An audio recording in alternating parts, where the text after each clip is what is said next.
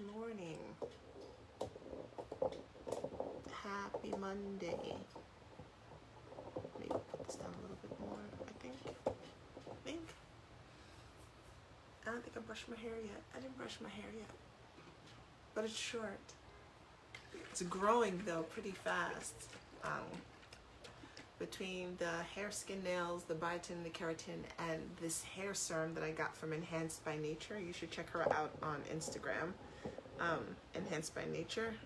My hair is actually growing faster than it normally does. So yay!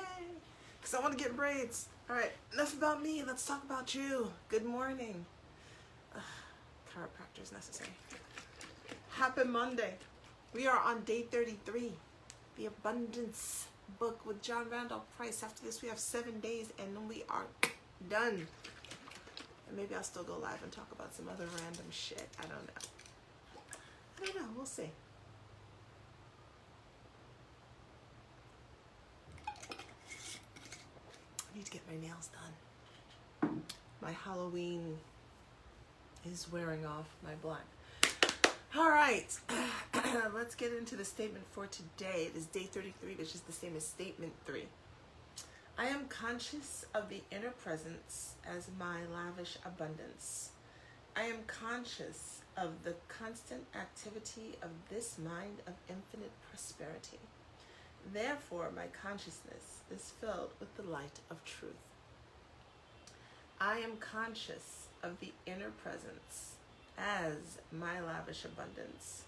I am conscious of the constant activity of this mind of infinite prosperity. Therefore, my consciousness is filled with the light of truth. So as I'm reading this, I'm thinking, all right, by now, y'all got it, right? You know that you are, the infinite I am, and you understand that, right? I mean, if not, we can go over that too. I really want to focus on this lavish abundance part. Like that's when I was reading it, that's the part that, like, as I was reading it, that was like the part that like hit me like whoosh. So I want to talk about this lavish abundance part. We are so used to mediocrity. We are so used to settling. We are so used to being happy for the crumbs, like just the crumbs, that we start, like we fantasize about this lavish abundance. We fantasize about it, but we don't actually think it's a thing that can happen. So we'll fantasize about going on a vacation, to Egypt, Ghana, South Africa, south of France, Italy. Like, oh, that would be great if that could happen. We fantasize about it because we don't actually think that we can live, like we don't think we're supposed to live in lavish abundance. Somewhere along the line, someone taught us that it was like noble to be poor. That somehow the less you had, the more real you were. That having a lot of money meant compromising too much of yourself, because we have this idea of who wealthy people are and what they do based on this many wealthy people that we see. And so then we don't really like wealthy people and we don't want to be like them. So there's a couple of different points that I made in there, and I'll try to like get to each one of them. The one that's most important that I really want to get to is this idea that it's really noble to be poor. Because when we look at our religious figures, the people who we want to model ourselves after, I think it becomes this subconscious idea that in order to be like them, we shouldn't have a lot. So we look at somebody like the Buddha, who I always remember his name when I'm not on here, and then I get on here and I forget his actual name, because Buddha is a title. It's not his actual name. Just like Christ is a title, his actual name was Yeshua, right? So I always forget the Buddha's actual name. But so the Buddha that we know of, that we heard of, was wealthy. He's wealthy. And he gave up his wealth. It was part of his life's journey to understand how the other people around him were living. And so he gave it all up. Yeshua didn't have a lot. His family didn't have any money. He's poor, right? He's a poor carpenter. You know, he wasn't wealthy, and he traveled around, you know, talking to people, like depending on the kindness of folks to give him bed and food. You know, he didn't have a job, right? He was traveling for 3 years. He wasn't getting paid. There were no speaker fees. He wasn't getting paid to speak. And so we look at people like that. You know, Muhammad wasn't poor. Muhammad, in Islam, it's not normal to be poor. Like, Islam doesn't, there's none of that lesson in Islam. No, you're supposed to have your money. Absolutely. And Muhammad had businesses, and he spoke, and he did things. That man didn't give up a day. No. Like, he gave money to the community, but that man wasn't living broke. No. So there's a different mindset about poverty in Islam. It's like poverty. And you can tell, right, in many ways. And there's this idea amongst Muslims, like, I'm not supposed to be poor. But for some reason, and especially in Christianity, because Jesus never had, right, he never had wealth. I think there's sometimes this subconscious idea that if I'm to be pure, I'm not sure what that means, but you know, if I'm to be like Jesus, then I don't have a lot. And so a lot of people settle. We live in mediocrity when we're really supposed to be living in lavish abundance, like lavish. You know what lavish is? You know, when I think of lavish, and this is not my thing, but when I think of lavish, I think of forgot the rapper's name.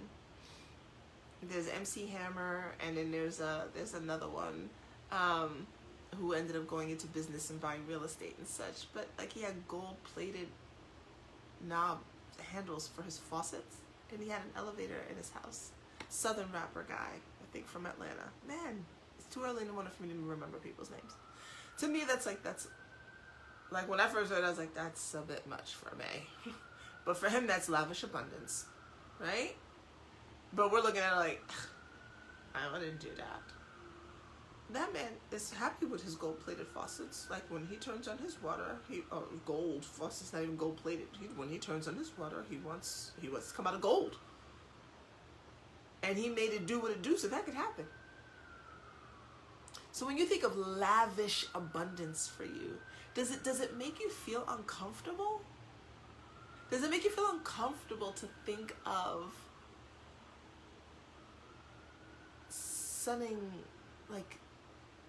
sitting on the deck of a yacht, having someone bring you a plate of cheese and fruit? Does that make you feel like that's too much? What is lavish? Does lavish abundance to you look like you have a personal chef? Do you think, well, I'm supposed to cook my own meals? Does lavish abundance to you look like you have someone coming to clean your home? Or do you think that you're supposed to be doing all of that? Especially as women, right? Because we're supposed to be doing we're supposed to do all the things. Because if we're not doing the things, then somehow we're lazy. Do you equate your lavish abundance with all the things you can do, or are you equating your lavish abundance with who you be? That's really what I want you to sit with today, is because we're not going to do mediocrity anymore. We're just not. We're not going to do mediocrity anymore. You are here to experience everything. So you wanna go see the pyramids in Giza? You go do that. You wanna go to the Amazon for a month? For somebody, that's lavish abundance. You know, to take a month-long trip and learn that. You wanna take adult ballet class because you always wanted to learn it and you never had a chance to, and that's lavish abundance for you, then you do that. that, I want you to sit today and think about all the ways in your life in which you have allowed yourself to be mediocre, and which you've allowed. And if you're fine with that, that's fine. But this is for people who are really wanting to live with lavish abundance. I want you to think today about what lavish abundance to you means. What does that word lavish mean? It's almost like, to me, it almost feels like outrageous. I want you to sit with, what does lavish abundance mean to me? And does it make me feel uncomfortable? And why? Why am I uncomfortable thinking about this idea of this decadent, luxurious life? Why, if that feels a way in your body, is it a not deserving thing? I want you to examine that. Is it a I'm not supposed to live that way thing? Is it a that's too much? That's a rich people thing? Your ideas about rich people come into play with that? People who have wealth and who you think they are and what you think they do and how you think they act? Do you actually know any wealthy people who are living in lavish abundance? I can tell you that I actually know people who are millionaires. Like, I've met them, hung out with them. It's kind of cool. They just, you wouldn't know. You wouldn't know. They're not out here like, paparazzi. That's famous people. That's famous people. That's different. Wealthy people aren't always famous. In fact, you won't know who most wealthy people are. Not a clue. Millionaires could be living next door to you. Well, depending on where you're living. And you wouldn't know. And then you got some broke ass folk living in some huge houses and you think they're wealthy, but they're not. They're struggling month to month to pay that $4,000 mortgage. No. I want you to think about what lavish abundance means to you. What does wealth mean to you? What does it feel like to you? I want you to feel in your body if there's any resistance toward living a life of lavish abundance. Because I'm going to tell you right now, my plan, I don't need a big house. My children are getting older, and they'll come back to visit, and I need space for like grandkids if they have them, but I don't need a big house. I'll tell you right now, I do intend to have someone come clean my house. I don't want to do it anymore. My children do a lot of it now. I'm not scrubbing a toilet. No. I spent enough years. Someone's going to clean my house. Someone's going to do my laundry. I don't like doing it. I want someone to come and cook a couple of times a night. Some good, healthy stuff. Absolutely. That's lavish abundance to me. I want a walk-in closet. Now, in all of any of that, that doesn't mean that I'm not planning on giving back to the community. One of my huge dreams, by the way, is to build a homeless shelter, a comprehensive shelter for families that addresses their social, emotional, and financial literacy. Like, I don't want to just give them a bed. Like, I want them to, there's going to be families who come into that after a rigorous screening. Is going to be work that they're doing. That's my dream. That's my give back ultimate dream. And I want to lay on a beach in the south of France. And I want to travel across the United States. And I want my personal chef and my personal trainer. Right? Lavish abundance. Well, I liked saying all of that. That felt really good in my body. There was a time when lavish abundance did not feel good to me. It felt like it was decadent, like it was too much. Like, who needs all of that? Who needs all of that money? No one needs all of that money. The more I have, the more I can do with the more I can give. So I need all of that money because there are whole communities that can use my assistance. And I want to go in and I want to help fix up schools. And I want to, build community centers. And I want to do all of these other things. So I need all that money. I don't need all that money to spend on me, but I need all that money because I have plans for community building. Right? So stop saying that. Like, I don't need all that money. The universe is like, oh, they said they don't need it. Put it back in the truck. No, she said she didn't. No, she didn't need it. She didn't need it. I know. I was waiting right here. I don't need all that money. You don't got to spend it on you. You can buy yourself your 10 pair of shoes, and after that, you can buy somebody else 10 pairs of shoes. What did you? Don't ever deny the universe giving to you, talking about you don't need the money. Okay? Get it, and then give it to somebody else if you're feeling some kind of way about it. So open yourself up to lavish abundance. Lavish. What does that mean to you today? Go look up the word lavish. I think I'm going to put it in the description of this. Go look up the word lavish, look up the word abundance, and ask yourself, what would that look like in your life? You are conscious of the inner presence as your lavish abundance. You are conscious of the constant activity of this mind of infinite prosperity.